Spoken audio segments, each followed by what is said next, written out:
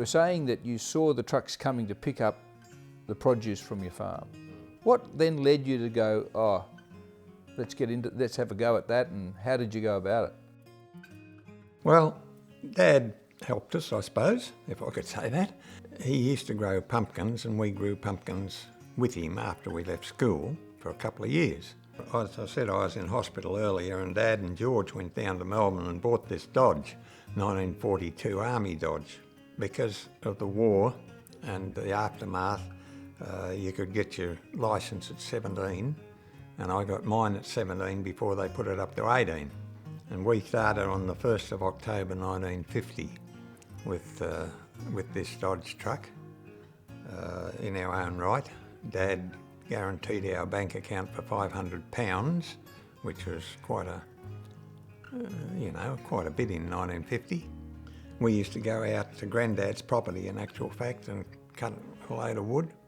We'd get £8 or £10 for the day. We bought our first new truck in 1952.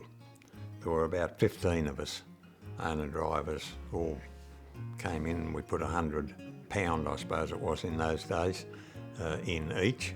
Slowly, as each one pulled out, George and I took up the slack. George and I eventually ended up with the whole show, and we've just gradually built up our fleet over that period. And probably even more importantly than all of that was my brother.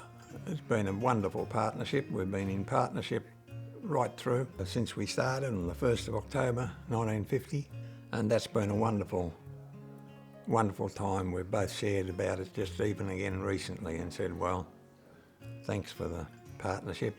Mum used to always tell us that 2 heads are better than 1, even if they're sheep's heads, and I would suggest that that is correct.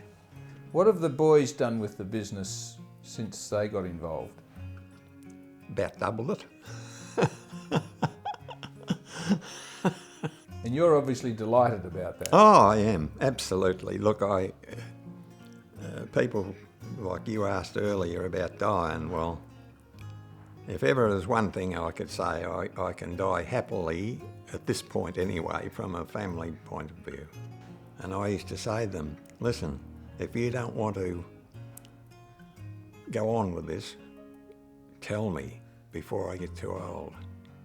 Anyway, they grizzled and groaned and moaned, and I never paid them enough, and all the rest of those things.